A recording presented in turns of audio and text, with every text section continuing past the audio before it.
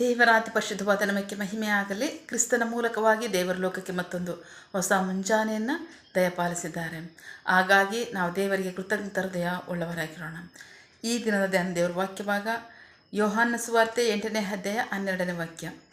ಯೇಸು ಪುನಃ ಜನರೊಂದಿಗೆ ಮಾತನಾಡುತ್ತಾ, ನಾನೇ ಲೋಕಕ್ಕೆ ಬೆಳಕಾಗಿದ್ದೇನೆ. ನನ್ನನ್ನು ಹಿಂಬಾಲಿಸುವವನು ಎಂದಿಗೂ ಕತ್ತಲೆಯಲ್ಲೇ ನಡೆಯುವುದಿಲ್ಲ, ಅವನು ಜೀವದ ಬೆಳಕನ್ನು ಹೊಂದಿರುವನು ಎಂದು ಹೇಳಿದನು. ದೇವರಿಗೆ ಸ್ತೋತ್ರ. John chapter 8 word 12. Jesus spoke to the Pharisees again. I am the light of the world. He said, whoever follow me, will have the dark of life and will never walk in darkness. ದೇವರಿಗೆ ಸ್ತೋತ್ರ. ನಾವು ವಾಕ್ಯಭಾಗ ನೋಡ್ತಾ ಇದ್ದೀವಿ. ವಾಕ್ಯಭಾಗದಲ್ಲಿ ಯೇಸು ಕ್ರಿಸ್ತರು ಮಾತನಾಡ್ತಾ ಇದ್ದಾರೆ. ಪುನಃ ಅವ್ರು ಮಾತನಾಡೋದಕ್ಕೆ ನಾವು ಪುನಃ ಅಂತ ಹೇಳೋಕ್ಕಾಗಲ್ಲ. ಅವ್ರು ನಿರಂತರವಾಗಿ 3 ವರ್ಷ ತನಕ ಬೋಧಿಸಿದ್ದಾರೆ, ಸೇವೆ ಮಾಡಿದ್ದಾರೆ.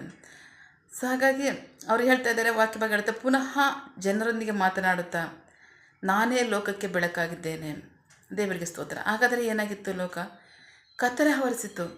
ಬಹಳ ಪ್ರಮುಖವಾಗಿ 400 ವರ್ಷಗಳ ತನಕ. ಎಷ್ಟು ಸಾರಿ 400 ವರ್ಷಗಳಾಗಿದೆ? 2 ಸಾರಿ 400 ವರ್ಷಗಳವರೆಗೆ ದೇವರ ಪ್ರಕಟಣೆ ಆಗಲಿ, ದೇವರ ವಾಕ್ಯವಾಗಲಿ, ದೇವರ ದರ್ಶನಗಳಾಗಲಿ ಯಾವುದೂ ಸಹ ಇರಲಿಲ್ಲ. ಪ್ರವಾದನೆಗಳಾಗಲಿ ಇರಲಿಲ್ಲ. ಆ ಕಾಲದಲ್ಲಿ ಆತನ ಜನರು ಕಷ್ಟದಲ್ಲಿದ್ದರು, ಸಂಕಷ್ಟದಲ್ಲಿದ್ದರು, ಹೋರಾಟದಲ್ಲಿದ್ದರು, ದಾಸತ್ವದಲ್ಲಿದ್ದರು.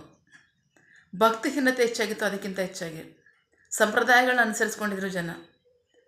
ಆ ಕಾಲದಲ್ಲಿ ಯೇಸು ಕ್ರಿಸ್ತರು ಬಂದಾಗ ಕತ್ತಲಲ್ಲಿ ವಾಸ ಮಾಡ್ತಕ್ಕಂಥ ಜನರಿಗೆ ಮಹಾ ಬೆಳಕುಂಟಾಯಿತು. ಮರಣದ ನೆರಳಲ್ಲಿ ವಾಸ ಮಾಡ್ತಕ್ಕಂಥ ಜನರಿಗೆ ಜೀವ ಉಂಟಾಯಿತು ಅಂತ ವಾಕ್ಯ ಹೇಳುತ್ತೆ. ಸೊ ಹಾಗಾಗಿ ಜೀವ ಕೊಡುವ ಬೆಳಕಾಗಿರುವ ಯೇಸು ಕ್ರಿಸ್ತರು ಬಂದರು. ಸೊ ಅವ್ರು ಹೇಳ್ತಾ ಇದ್ದಾರೆ, ನನ್ನನ್ನು ಅನುಸರಿಸ್ತಕ್ಕಂಥವನು ಕತ್ತಲಲ್ಲಿ ನಡೆಯದೆ ಜೀವ ಕೊಡುವ ಬೆಳಕನ್ನು ಹೊಂದುವನು. ದೇವರಿಗೆ ಸ್ತೋತ್ರ. ಬಹಳ ಪ್ರಮುಖವಾಗಿ ಒಂದು ವಾಕ್ಯಭಾಗ ನೋಡೋಣ. ಜ್ಞಾನೋಕ್ತಿಗಳು 29ನೇ ಅಧ್ಯಾಯ 18ನೇ ವಾಕ್ಯ. Proverbs chapter 29 word 18. ದೈವ ಪ್ರಕಟಣೆ ಇಲ್ಲದಿರುವಲ್ಲಿ ಜನರು ನಾಶವಾಗುತ್ತಾರೆ, ಆದರೆ ಧರ್ಮಶಾಸ್ತ್ರವನ್ನು ಕೈಗೊಳ್ಳುವವನು ಧನ್ಯನು. ದೇವರಿಗೆ ಸ್ತೋತ್ರ. ನಾವು ಯೇಸುವನ್ನು ನಂಬಿದ್ದೀವಿ, ಯೇಸುವನ್ನು ಹಿಂಬಾಲಿಸ್ತೀವಿ. ನಮ್ಗೆ ಯಾವತ್ತೂ ಸಹ ಕತ್ತಲೆ ಇಲ್ಲ. ನಿರಂತರವಾಗಿ ನಾವು ಬೆಳಕಲ್ಲಿ ನಡೀತಾ ಇದ್ದೀವಿ. ಸೊ ಇಷ್ಟಾನುಸಾರವಾಗಿ ಜೀವಿಸೋದಕ್ಕೆ ಅವಕಾಶ ಉಂಟಾ?